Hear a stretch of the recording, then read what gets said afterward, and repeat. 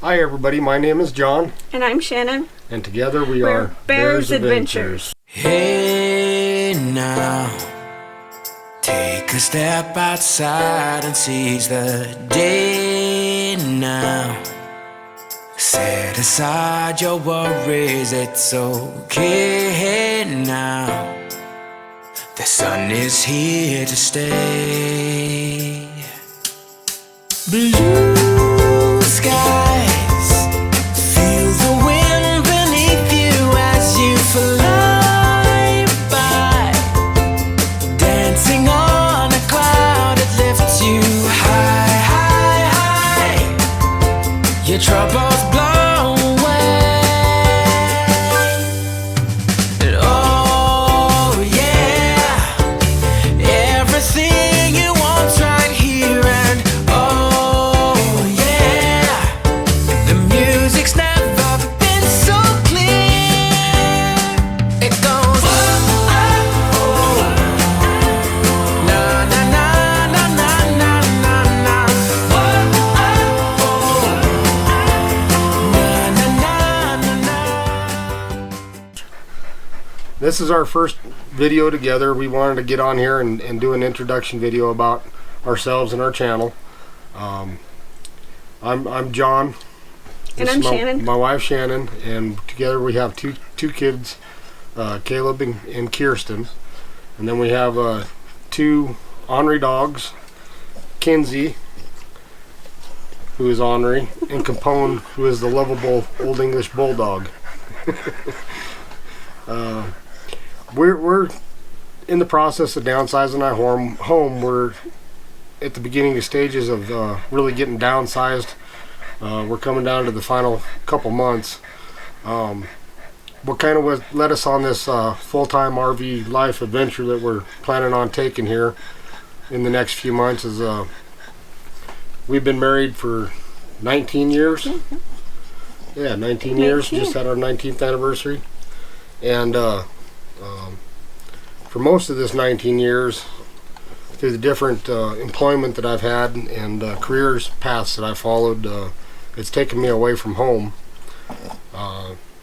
First, when the kids were really little, I was a disaster services director for the American Red Cross. I'm a certified Colorado emergency manager, and so I was always gone for national disasters, and I was part of Hurricane Katrina and Rita disaster recovery in Florida and Washington D.C. I sat in this the National Emergency Operations Center helping to coordinate Red Cross services with FEMA and other disaster agencies. And then about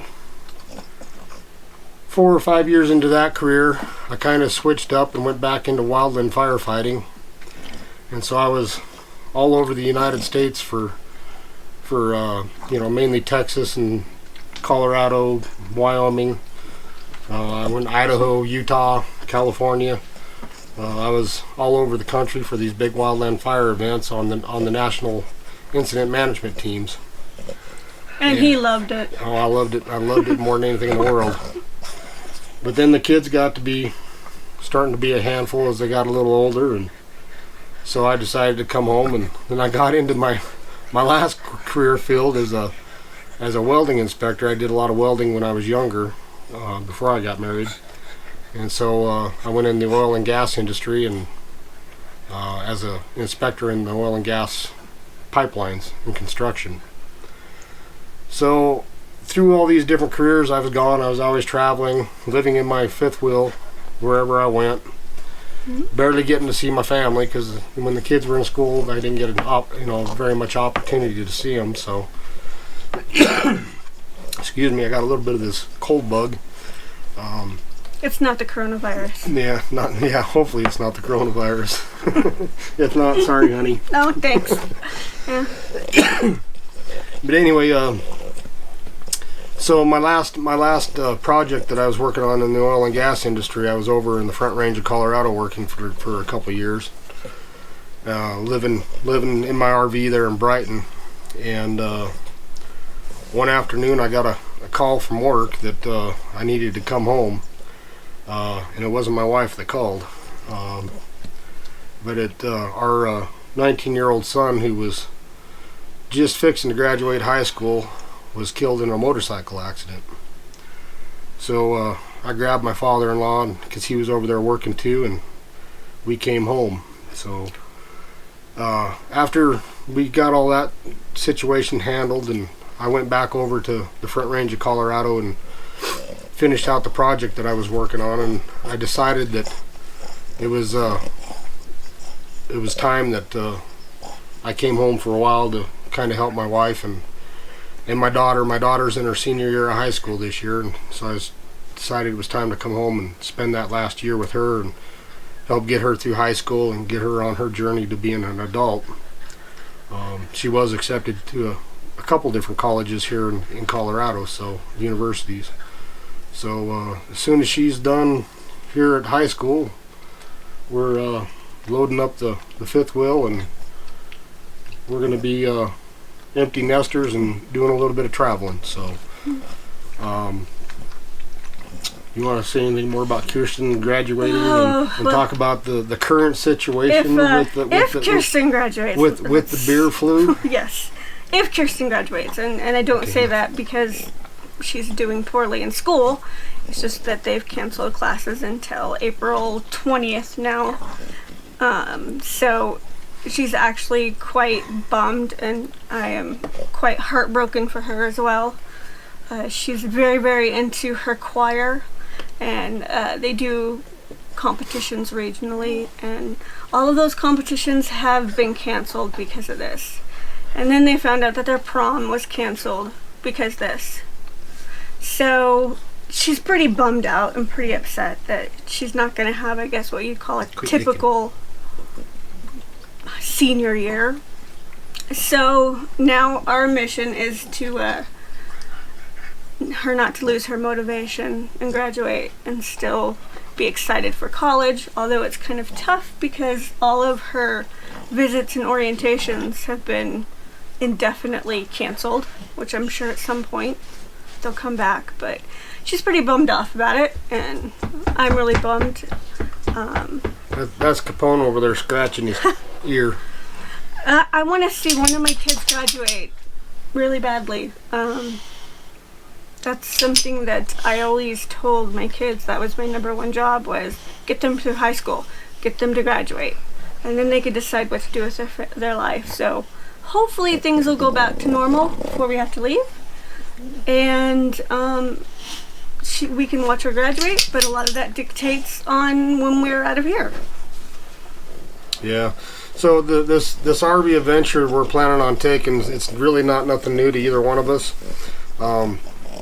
We've been lucky, I should say I've been lucky that I've had her pushing and prodding on me for years. We've always taken really nice vacations with the kids and done fantastic things, whether it was just hooking up to the trailer and going up in the mountains camping, and then in the case of our son, he used to race mountain bikes, and so we'd take the trailer up to all the ski slopes where they did the downhill mountain bike racing, and we'd go camp out and watch him race, and then a lot of times in the summers we'd go rent Forest Service cabins and things, and camp out for a week at a time and enjoy fishing and hiking and then running around on my side-by-side or four-wheelers. So we've always been an outdoors type of family, and one of the bigger vacations that we've always taken is we're Disney Vacation Club members. So we like to go to Disney World and the theme parks there. I'm the Disney. She's the Disney fanatic. She knows everything about Disney. Freak. Yes. The other thing is the Disney cruises. We're gold members on Disney Cruise Line. So we've gone all over the Caribbean and all over the place, enjoying ourselves as a family. Well, I always thought it was important that we did a vacation as a family, even though that meant taking kids out of school sometimes. But in the summers, we were very split. My son would be racing his mountain bikes, and my daughter and I would be showing horses, so we rarely spent a weekend together. And then with John being out of town, he rarely got to spend a weekend with us. and he was always a good sport and would take his time off and follow my direction on going on vacation and then feeling like you need to come home and go on another vacation. But I always thought it was important. I wanted our kids to have... She's starting to find it. I know. I wanted our kids to have family vacation memories. That was very important to me. And I wanted my kids to see as much of the world as I could possibly give them in this short time. So, and it's nice knowing that we were able to have some really great vacations with our son. It is one of the few comforting things that I'm so happy that he was able to go and do and see as much as he did. So, yeah, traveling, I love to travel. I'm not sure it'll be tough, the driving. I like to travel in airplanes. So it'll be an adjustment. So after being gone for the last 19 years, I decided to come home and thought it was time that we start living for today, and because we're not promised tomorrow. So I talked things over with Shannon, and I thought, well, maybe it's time that we start enjoying life a little bit and get out and do some traveling on our own, since Kirsten's going to be off to college. So as soon as Kirsten goes to the university, we're planning on going down to New Mexico for a little while. And the reason why I want to do that is one of the things I like. One of my hobbies is I do a lot of POW, or prisoners of war, missing in action research on POW-MIAs and during World War II who were in the Philippines and died in the POW camps there. They were buried in mass graves. And after the war, many of these men couldn't be identified, so they interned them or buried them in the Manila American Cemetery under a cross without a name. It just says, "Here lies a comrade in arms, unknown only to God." So what I do is I actually do the genealogy research on these men that are listed as unknown, and I find their current descendants and contact their current descendants and ask them to provide a DNA family reference sample to the Defense POW-MIA accounting agency. And then one of the things I got to thinking about, I've done hundreds of these men and made contact with over 100 families.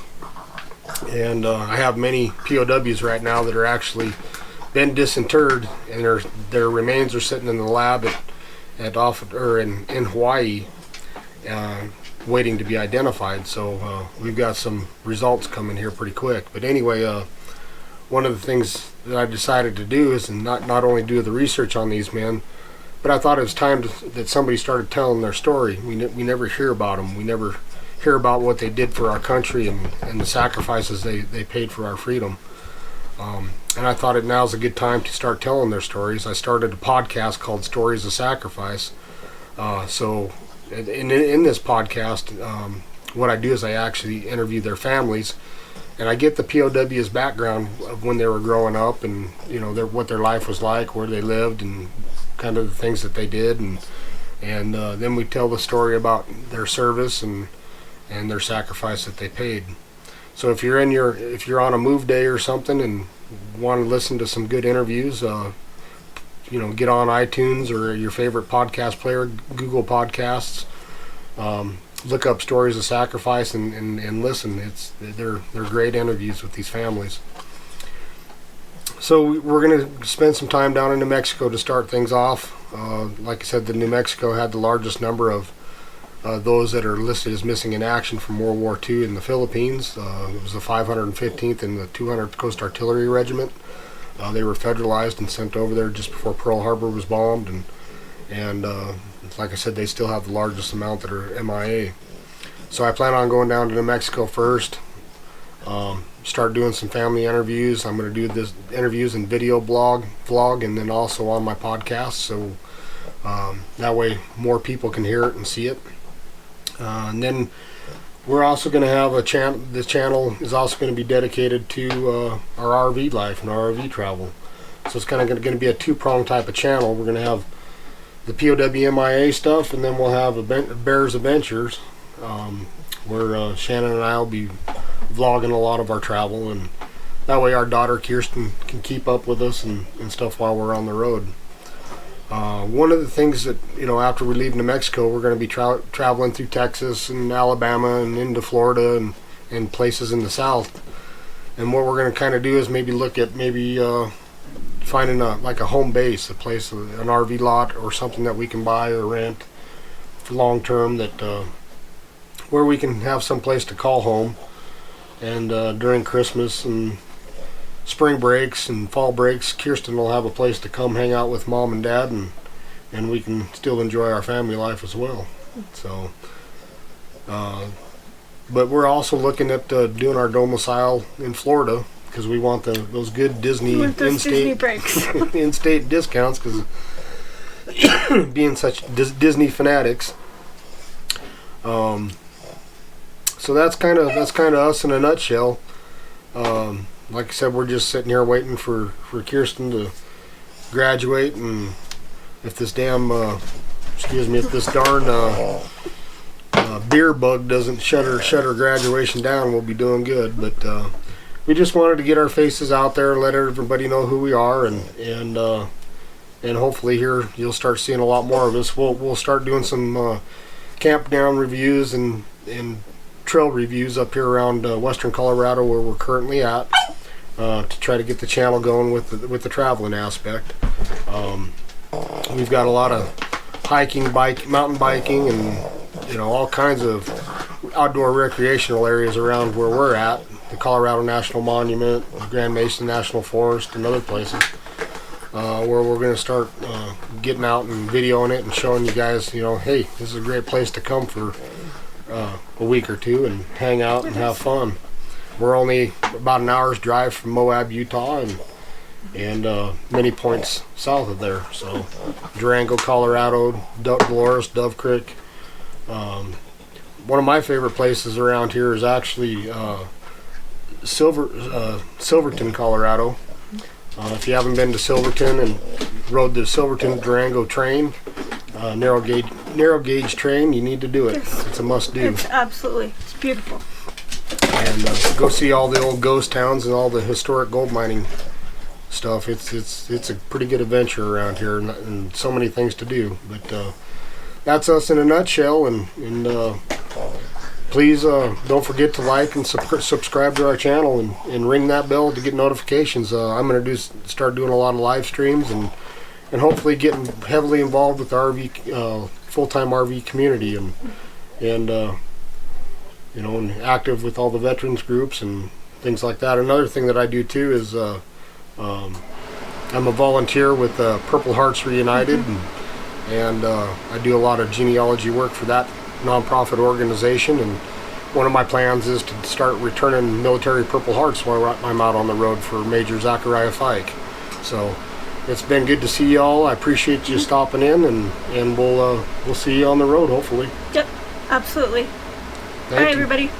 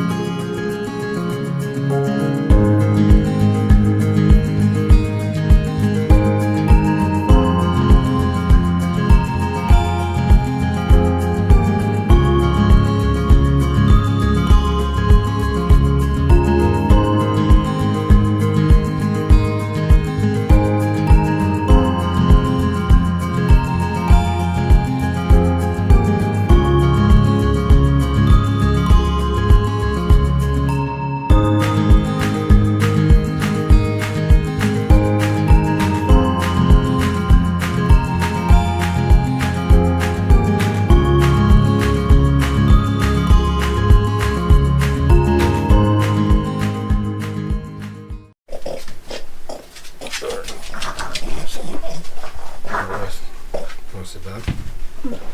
Oh, so Now sit she's back. supposed to knock the ball. I know. She's gonna find every toy in this place. Kinsey will not let us do this. She's gonna find every toy. She wants to play with her squeaky toy, Ball. and now it's the ball. Every time I take something away, she gets mad. And goes and finds a new one.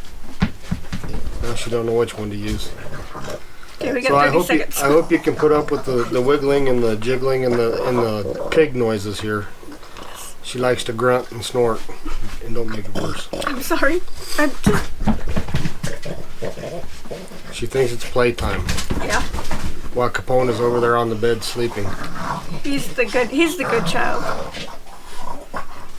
Okay, blooper's over.